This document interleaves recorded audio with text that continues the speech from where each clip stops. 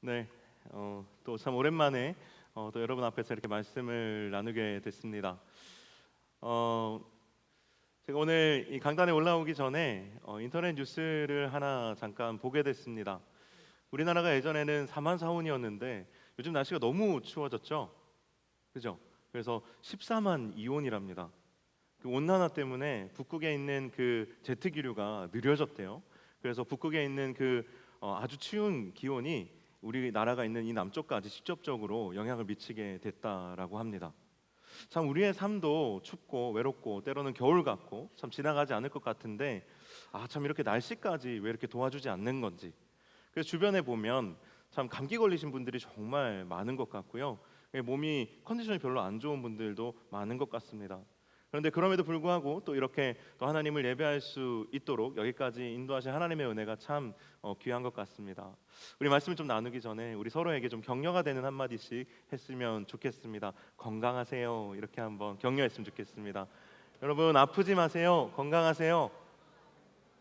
우리 건강하게 겨울 납시다. 네. 방금 말씀드린 것처럼 지난 한 주가 참 추웠습니다. 보일러를 돌려도요 바닥만 따뜻하고 이 콧등 위로 막 바람이 부는 것 같은 그런 계절입니다. 여러분 날씨가 추워지면 우리는 누가 말하지 않아도 겨울이 왔구나 이렇게 생각할 수 있습니다. 그렇죠? 그런데 반대로 겨울이 지나갈 것에 대해서 우리는 어떻게 알 수 있습니까? 여러분 이 겨울이 이제 지나갈 겁니다. 그죠? 이 겨울이 지나갈 것에 대해서 우리는 어떻게 알 수 있죠? 마치 모른다는 것처럼 이 겨울은 절대 지나가지 않을 것이라고 여러분 생각하고 계시진 않겠죠? 우리는 달력을 보면 압니다. 날짜가 지나가는 것을 보면 이제 곧 겨울이 지나가고 봄이 오겠구나 우리가 알 수 있습니다. 그리고 우리가 체온이 있죠. 그래서 날씨가 따뜻해져 가면 날씨와 기온을 보고 겨울이 가는구나 느낄 수가 있습니다. 그리고 시각적으로 사람들의 옷이 얇아지고 또 여기저기 싹이 움트고 돋아오르는 것을 보면 겨울이 가는구나 우리는 알 수가 있습니다. 하지만 이런 것들이 보이지 않아도 우리는 직관적으로 우리는 경험적으로 이 겨울이 분명히 지나갈 것이라는 것을 알고 있습니다. 우리가 벌써 여기 앉아 있는 분들은 최소한 거의 20년 이상 겨울을 겪어보신 분들이잖아요. 겨울이 아무리 추워도 우리는 경험적으로 이 겨울이 반드시 지나간다라는 것을 알고 있습니다. 겨울이 가면 봄이 반드시 오는 것처럼 오늘 본문에서 성경은 하나님의 구원의 때, 하나님의 회복의 때가 반드시 우리에게 찾아온다라는 것을 강력하게 선포해주고 있습니다. 오늘 이사야서 말씀은 당시 사람들에게 아주 익숙한 개념입니다. 지금 우리에게는 별로 익숙하지 않지만 희년이라는 개념을 사용해서 하나님의 때가 이 희년처럼 우리에게 찾아온다라고 선포하고 있습니다. 오늘 본문 61장 2절에 보면 여호와의 은혜의 해라는 표현이 나옵니다. 여호와의 은혜의 해, 우리는 이것에 대해서 잘 모르지만 당시의 사람들은 여호와의 은혜의 해다라고 이야기하면 바로 50년에 한 번 돌아오는 희년을 떠올렸습니다. 7년이면 안식년이죠. 그런데 7년을 7번 보내면 77이 49에서 49년이 되고 그 다음 해 오는 그 해 50번째 되는 해를 희년이라고 해서 가장 큰 안식년으로 어떻게 보면 지키는 것이 바로 희년입니다. 희년이 되면 아무리 내가 가난하고 빚을 지고 노예가 돼서 힘들게 살더라도 그 노예의 신분으로부터 해방돼서 내 자리로 돌아가는 해입니다.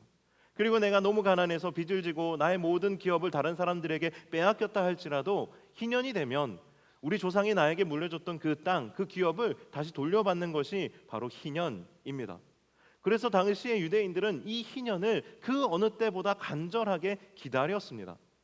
내가 아주 힘들게 노동하고 고통스럽게 살아도 희년이 되면 아무도 밭에 경작하지 않습니다.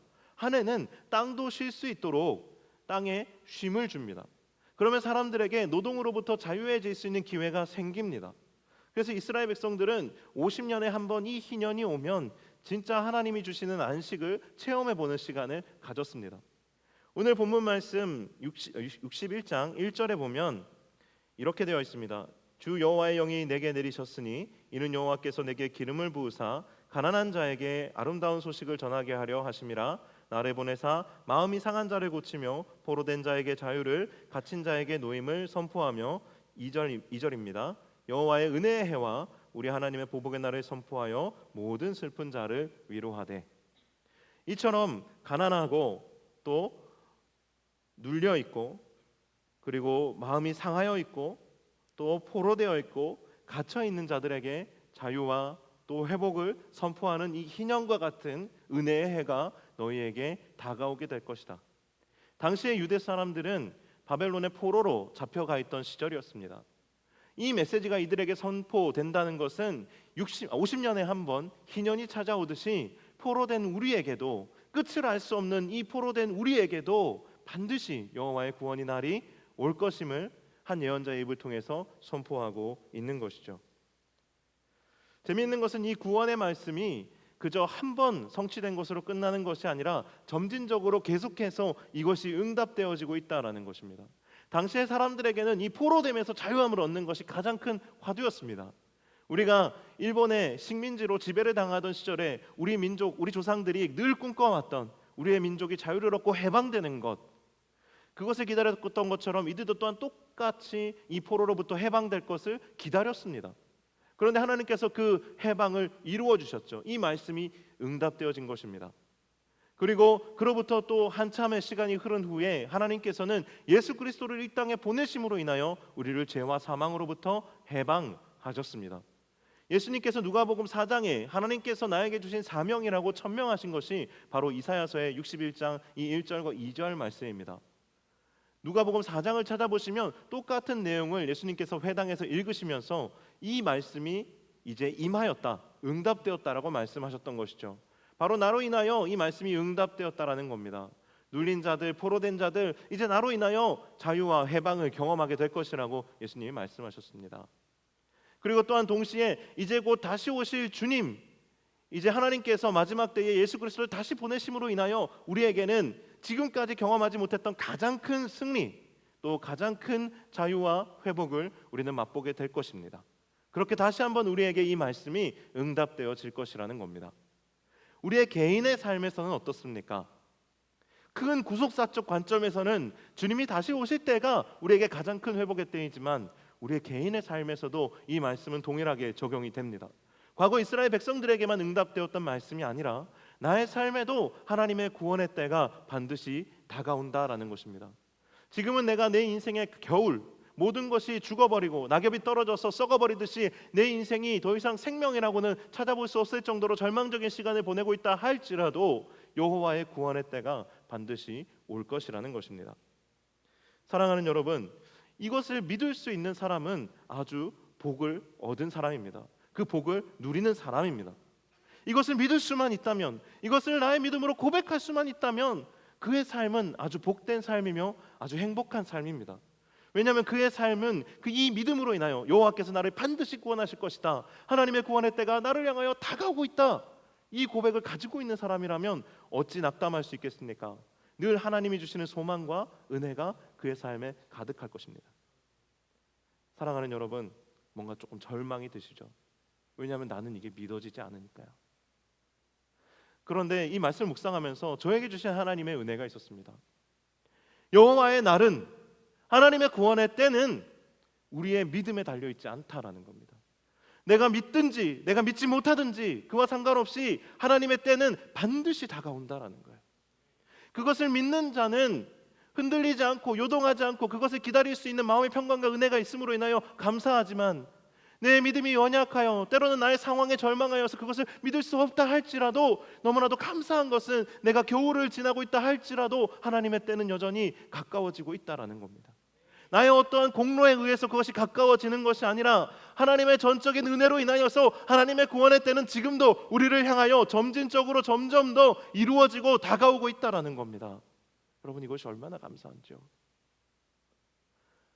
대림절에 이 시간을 보내면서 우리가 주님을 기다리는 것은 주님이 반드시 우리에게 오실 것을 믿기 때문입니다. 그것을 혹 믿지 못한다 할지라도 주님은 반드시 오십니다.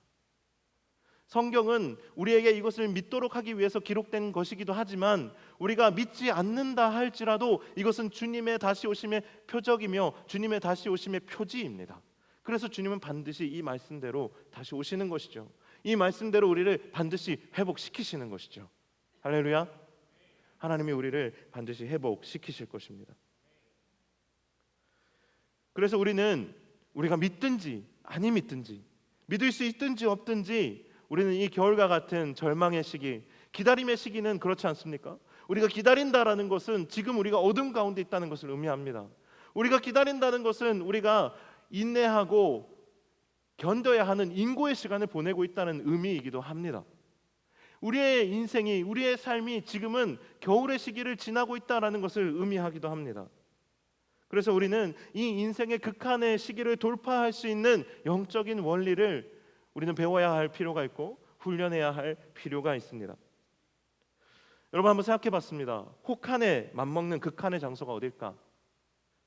요즘 14만 이혼이라는 기사를 들었어요.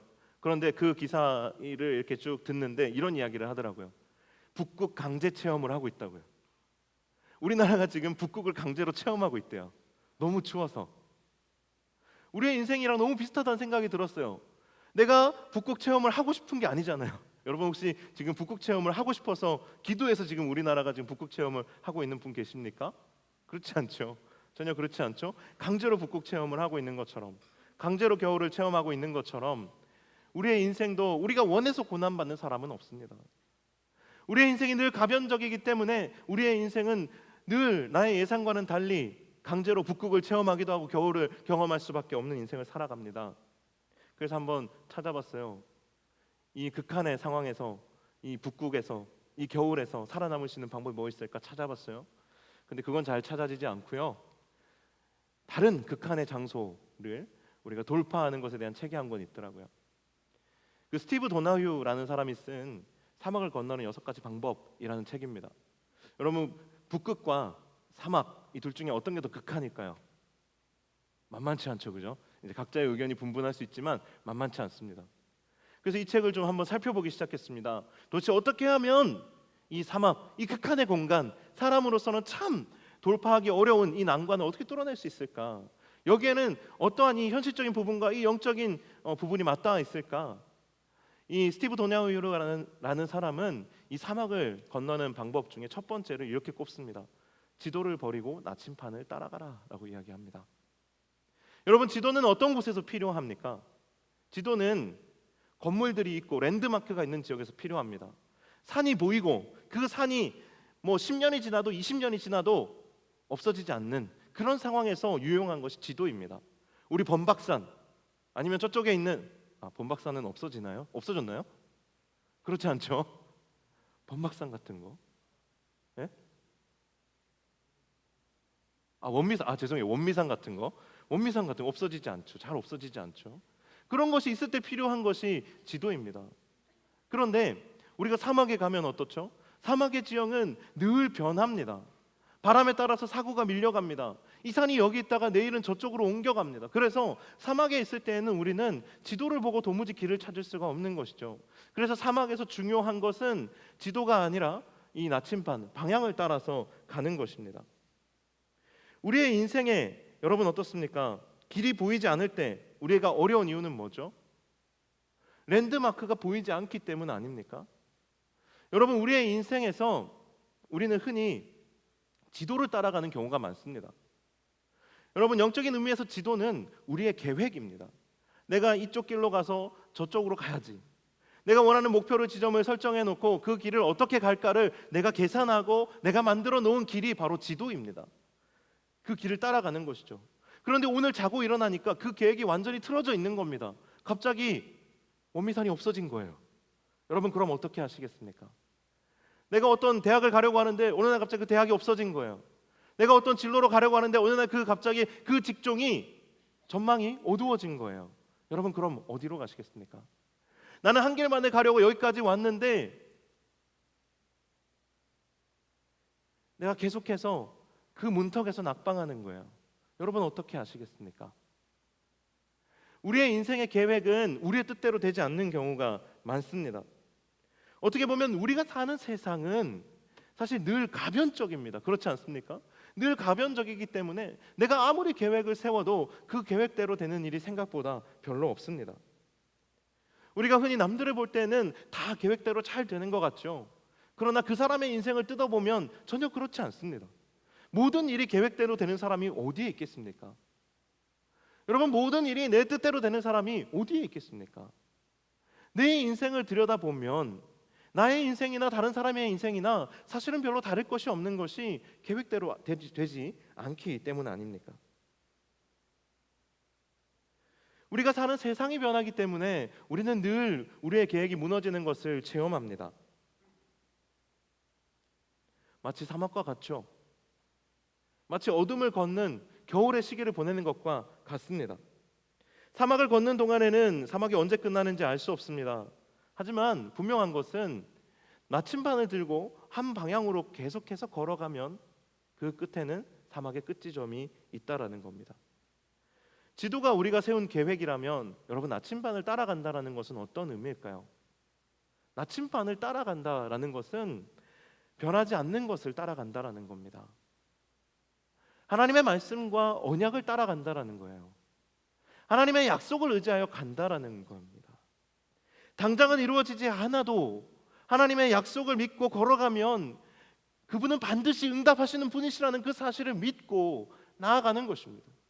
하나님이 나의 아버지가 되시고 그분이 나의 인생을 책임지시는 분이시라는 것을 믿고 나아가는 것입니다. 하나님이 나의 인생의 끝에서 나를 반드시 붙잡아 주실 분이시라는 것을 믿고 나아가는 것입니다. 하나님이 나의 아버지시고 나의 구원자시고 나의 인생의 주인이라는 사실을 믿고 나아가는 것입니다. 하나님의 말씀대로 살아갈 때 내 인생이 절대 실패할 수 없다라는 것을 믿음으로 나아가는 것입니다. 내 인생의 눈앞에 있는 내 눈에 보이던 것이 없어지고 사라질지언정 하나님의 말씀은 결코 변함이 없고 하나님의 뜻에 순종하여 살아가면 내 인생에 어긋남이 없다라는 것을 믿는 것입니다. 눈앞에 실패에 좌절하지 않고 끝까지 그 길을 지향해 가는 것, 그것이 바로 나침반을 따라 살아가는 삶인 것입니다. 하나님의 말씀과 약속이 바로 그 나침반입니다. 두 번째로 스티브 도나휴는 이렇게 이야기합니다. 사막에서는 오아시스를 만나면 반드시 쉬어가라 라는 겁니다. 여러분, 어린 아이들과 여행을 해보셨습니까? 저는 강제로 어린 아이들과 여행을 하고 있습니다. 2명의 어린 아이와 늘 함께 여행하고 있습니다. 명절이 되면, 휴가철이 되면 두 어린 아이를 데리고 여행을 떠납니다. 이제 기저귀를 떼고 이제 좀 혼자 걸어다니만 하면 어떤 문제가 생기냐면 이 친구들이 이제 대소변을 가리기는 시작하는데 그 타이밍을 잡지를 못합니다. 그래서 휴게소가 나타나면 무조건 쉬어야 돼요. 이 친구들은 강한 확신을 갖고 이야기합니다. 아빠, 나 쉬 안 마려워요. 나 화장실 안 갈 거야. 그래서 휴게소를 지나칩니다. 그러면 바로 휴게소를 지난 뒤에 5km가 다 지나지 않아서 한 5분이 지나지 않아서 아빠 쉬 마려워라고 얘기를 합니다. 고속도로 한복판에서. 여러분, 어떻습니까? 우리는 이제 성인이기 때문에 내가 쉬어갈 휴게소를 내가 찾을 수 있습니다. 그러나 어린 아이들은 내가 쉴 휴게소를 스스로 정하지 못합니다. 그래서 가이드를 따라갈 필요가 있습니다. 아이가 어릴수록 언제 화장실에 가야 할지 예측할 수가 없는 거죠. 자기 자신도 잘 몰라요. 내가 아무리 강한 확신을 갖고 있다 할지라도 쉬어가야 합니다. 사막에서 오아시스를 들리는 것은요, 그저 그냥 물을 마시고 그냥 내 마른 목을 축이는 정도의 의미가 아닙니다. 사막에서 오아시스를 들리는 것은요, 극한 지역을 지나갈 수 있는 힘을 회복하는 것이면서 동시에 정보를 얻는 곳입니다. 내가 어떻게 하면 살아남을 수 있는지 지혜를 얻는 곳입니다. 우리의 인생의 겨울을 지날 때도 마찬가지입니다. 지도를 버리는 것이 우리의 계획을 버리는 것이라면 오아시스를 들리는 것은 우리의 오만함과 우리의 교만을 버리는 것입니다. 우리의 인생의 겨울을 만날 때 우리가 힘든 이유는 우리의 계획과 우리의 뜻과 우리가 생각했던 기대를 버리는 것이 힘들기 때문입니다. 우리의 인생의 겨울을 만나면 우리는 우리의 계획을 붙잡고 계속해서 왜 이 계획대로 안 되지가 아니라 하나님의 뜻을 살피고 인도하심을 구하고 다시 한번 나침반 하나님의 말씀과 언약을 봐야 하는 것처럼 우리의 인생의 오아시스를 지날 때에는 반드시 우리의 오만함과 교만함을 버리고 그 오아시스에 머물러야 한다라는 거예요. 사랑하는 여러분, 오아시스를 만나고 그 오아시스에 머문다는 건 어떤 의미일까요? 우리의 생명의 근원이 되시는 주님께 접촉하는 것을 의미합니다. 그리고 주님의 몸된 공동체에 접촉하는 것을 의미합니다. 여러분, 우리의 힘으로 이 사막을 건널 수 있다는 오만함을 버리고 생명의 근원이 되시는 주님께 접촉해야 합니다. 주님께 기대어 힘을 얻을 수 있는 지혜가 우리 가운데 있어야 합니다. 마음에 은혜의 물주머니를 가득 채우는 그러한 습관을 우리는 들여야 합니다. 오아시스는 주님께 배우는 영적인 공간입니다. 그리스도인은 자의적으로 판단해서는 안 됩니다. 자의적인 판단으로 신앙생활을 해서는 안 됩니다. 겸손히 늘 주님과 접촉하고 주님의 몸된 공동체와 접촉해야 합니다. 간혹 접촉 사고가 나죠. 간혹 우리가 주님과 접촉할 때에도, 그리고 공동체와 접촉할 때에도 접촉 사고가 납니다. 주님이 이렇게 말씀하시더니 왜 제 삶은 이렇습니까? 이렇게 접촉 사고가 나죠. 우리가 우리의 계획을 포기하지 못하기 때문입니다. 우리 뜻대로 되지 않는 것을 견디지 못하기 때문입니다. 공동체와의 만남에서도 접촉 사고가 납니다. 주님의 몸인 줄 알고 왔는데 이렇게 세속적이다니, 주님의 몸인 줄 알고 왔는데 어떻게 이렇게 사랑이 없을 수가 있나, 어떻게 나한테 이런 상처를 줄 수가 있지, 우리는 접촉 사고를 경험합니다. 하지만 여러분, 사실 이 오아시스에 들린다고 해서 모든 것이 해결되는 것은 아닙니다. 우리가 주님과의 만남, 주님과의 접촉을 할 때에는 주님의 그 마음을 깊이 내가 깨닫게 될 때까지 주님과의 그 접촉 상태에 머물러야 합니다. 그것은 바로 우리의 은혜의 물주머니에 그 은혜의 물 생수를 채우는 것과 같습니다. 내가 주님과 접촉하지만 주님과 내 뜻이 맞지 않을 때 바로 그 자리를 주님 별로 내 인생에 필요가 없으시네요 하고 떠난다면 그 주님과의 접촉이 큰 의미가 없습니다. 우리가 주님의 마음을 깊이 헤아릴 때까지 그 주님, 그 영적인 오아시스에 머물러야 합니다. 공동체도 마찬가지입니다. 공동체는 우리를 성장하게 하고 우리의 그릇, 우리의 물주머니를 키우는 역할을 합니다. 우리가 마음껏 우리의 물주머니를 시험해보고 뚫린 곳은 없는지, 그리고 그 물주머니가 충분히 이 사막을 건널 만큼 그 크기가 충분한지 헤아려보는 곳입니다. 그리고 나서 이제 이 세상과 같은, 겨울과 같은 이 세상 속으로 우리는 그 물주머니를 들고 나가야 하는데, 공동체는 그 물주머니를 채우고 그 물주머니를 키워가고 그 물주머니를 시험해보는 곳이라는 거예요. 그런데 그 물주머니를 내가 들고 있는데 누군가 와서 그 물주머니를 찢어볼 수도 있지 않겠습니까? 얼마나 견고한지 찢어볼 수 있지 않겠어요? 또 그 물주머니에 물이 새는지 안 새는지 가득 채워볼 수 있지 않겠습니까? 또 흔들어 볼 수 있지 않겠습니까? 여러분, 사람은 갈등을 경험하지 않으면 성장의 필요를 느끼지 못합니다. 갈등을 겪어보지 않으면 그 한계를 뛰어넘는 성장을 하지 못합니다. 대부분의 경우에 그렇습니다. 물론 자연적인 성장을 하기도 하지만 갈등을 겪을 때 폭발적인 성장을 경험하고요, 갈등을 겪을 때 깊어집니다. 저희 딸이 밤마다 비명을 지르면서 깹니다. 왜냐하면 요즘 키 크느라고 그렇습니다. 성장통이 좀 심해서 밤에 소리를 지르면서 깹니다. 처음에는 얘가 정서적으로 뭔가 문제가 있어서 밤에 악몽을 꾸고 깨나 보다 걱정을 많이 했습니다. 그런데 병원에 가보니까요, 성장통 때문에 그렇다는 거예요. 안타깝고 아프지만 그 아이가 성장해가는 모습을 보면서 얼마나 감사한지 모릅니다. 사랑하는 여러분, 공동체와 함께한다라는 것은, 나와 맞지 않은 누군가와 접촉한다라는 것은 때로는 굉장히 불쾌한 일일 수 있지만 우리는 먼 길을 떠날 때에는 혼자보다 둘이 낫다는 것을 알아야 합니다. 어려운 길일수록, 극한의 상황일수록 우리는 함께 갈 때 더 멀리 갈 수 있고 함께 갈 때 더 높은 산을 오를 수 있다는 것을 우리는 기억해야 합니다. 사랑하는 여러분, 오아시스가 나타날 때는 쉬어가는 겁니다. 그리고 우리는 오아시스를 지날 때 반드시 그 오아시스를 들러가야 합니다.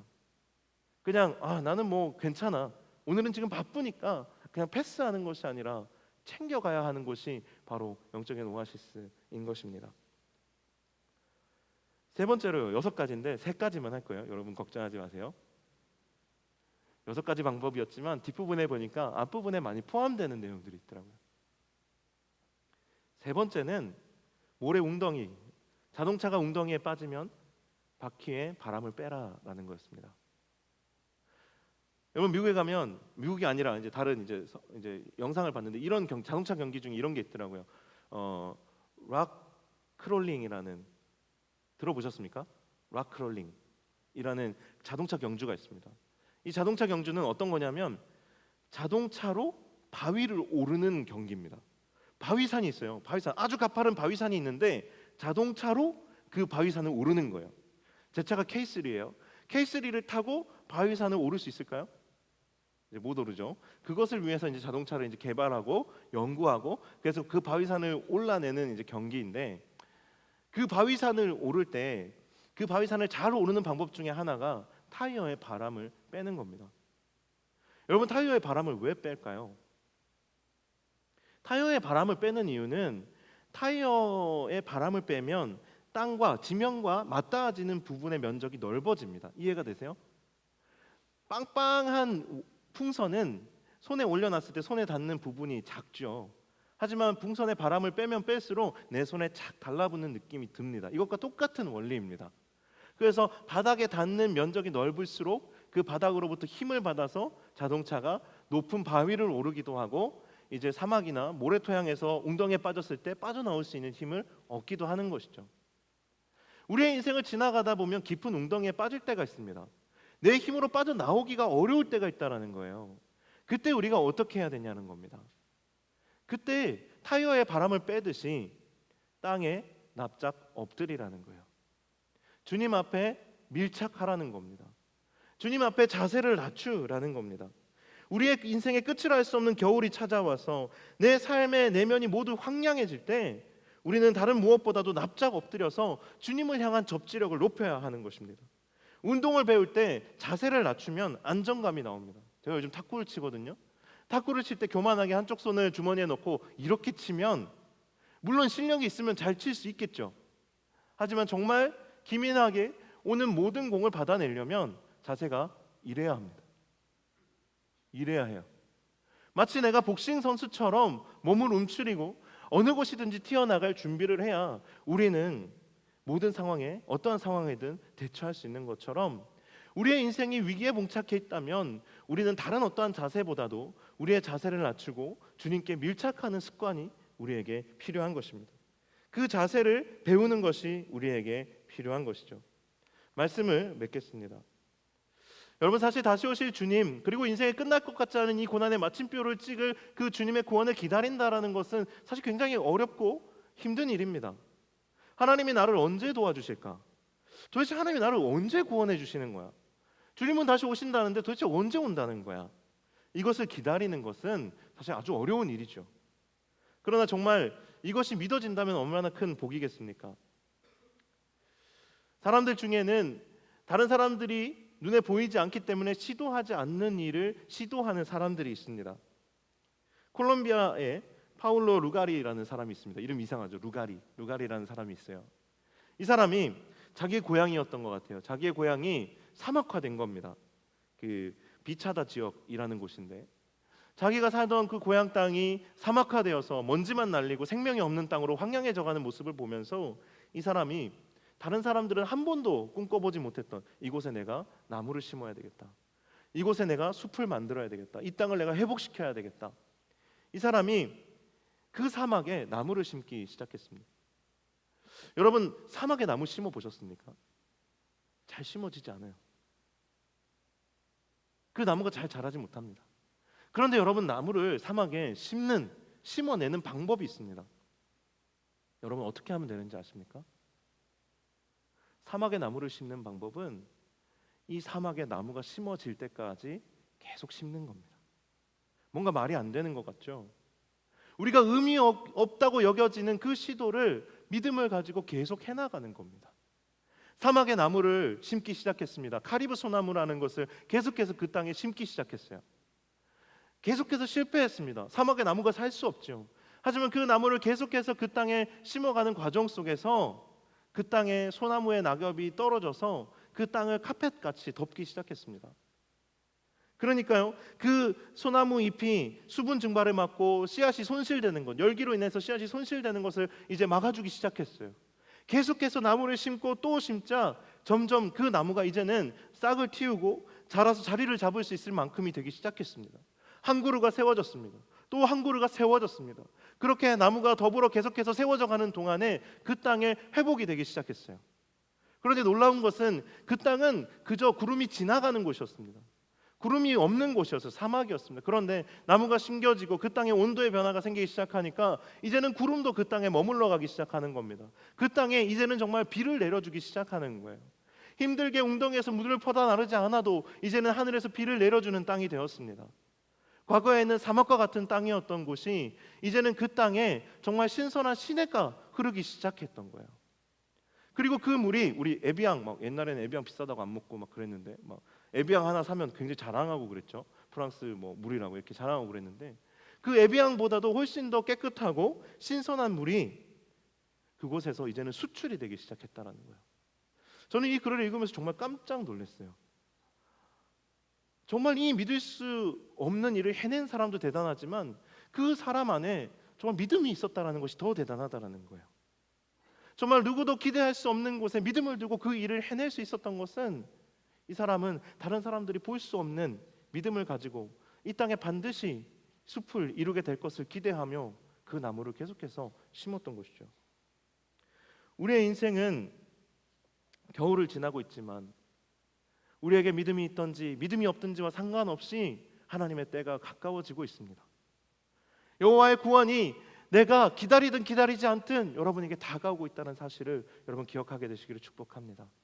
내 인생이 헛된 것 같고 나의 지금의 노력이 다 허사인 것 같을지라도 눈에 보이지는 않지만 그 갈등을 인하여 그 고난을 인하여 나의 내면의 뿌리는 더 깊이 든든히 뿌리를 내려가고 있다는 사실을 기억하게 되시기를 축복합니다.